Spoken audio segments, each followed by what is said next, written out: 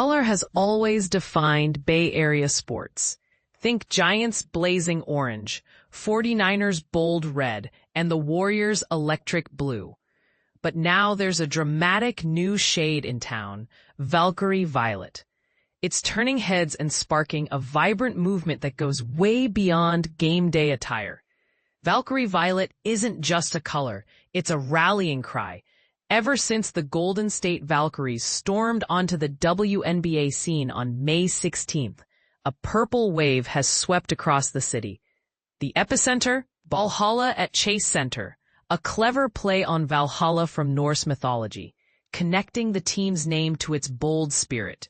And this is where fans let their imaginations run wild. But here's where it gets controversial. Bay Area fan fashion might just be rewriting the rules of sports culture.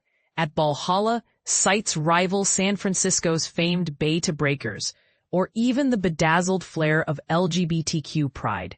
Fans sport everything from official jerseys and dazzling violet fringe to extravagant winged headpieces, straight out of Wagner's Ring Cycle.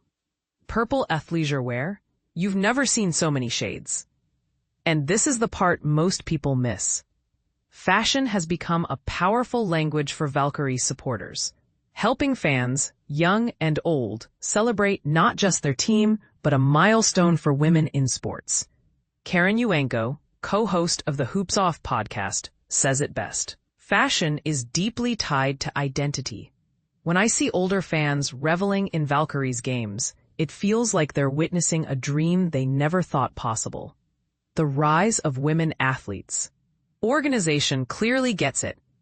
Their inaugural fashion show, hosted in August by Sephora at Above the Rim inside Chase Center, showcased creations by player Tiffany Hayes, guided by stylist Brittany Hampton of the Valkyries Collective.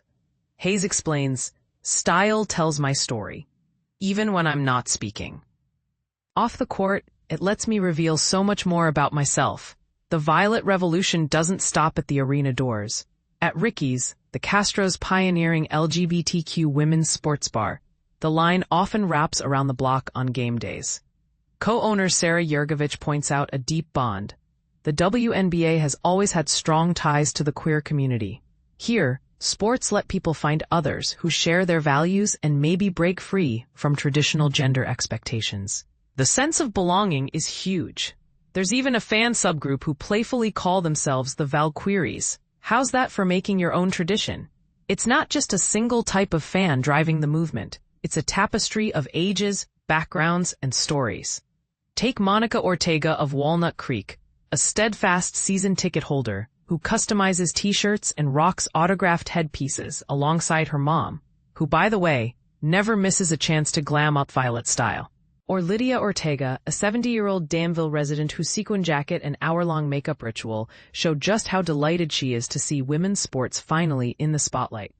Families like Angelica Temples treasure the energy and inclusivity and see it as a powerful introduction for their daughters to women's professional sports.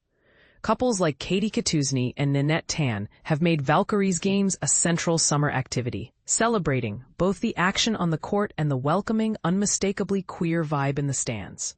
And then there are creative superfans customizing kids' shirts, hand-making jewelry, or commissioning unique Violet outfits from LGBTQ-owned overseas boutiques. The confidence to express yourself, whatever your style, is infectious. As Nick Wong from Alameda describes, "There's a spirit of positivity that reminds me of early Warriors days, just with way more violet." Another emotional hook for longtime basketball lovers like Elaine Porter or Jenny Kim, seeing players and fans embrace women's sports with this level of passion is nothing short of a revelation. "Back in the day, women's sports barely existed," says Porter. "Now, girls can see themselves out there, and it's magical." Kim, a former Division I player, never had a WNBA to aspire to. Now, she bundles her mom in Ritual Velvet, a brand she helped create, to join the festivities. But here's a bold question for the comments. Does Valkyrie's fandom signal a permanent shift in the culture of women's sports? Or is this lavender fever just a honeymoon phase? Some might argue that fashion detracts from the athletic focus, while others insist It's all about building community and identity. Where do you stand? And let's not ignore the accessibility factor. Several fans note that attending a Valkyries game is more affordable than many other Bay Area pro teams, and the atmosphere is far more welcoming. No matter how wild your outfit, the only thing that matters is your spirit. So, what's your take? Do you see Valkyrie Violet as a permanent, new pillar of Bay Area style, or just a fun fad?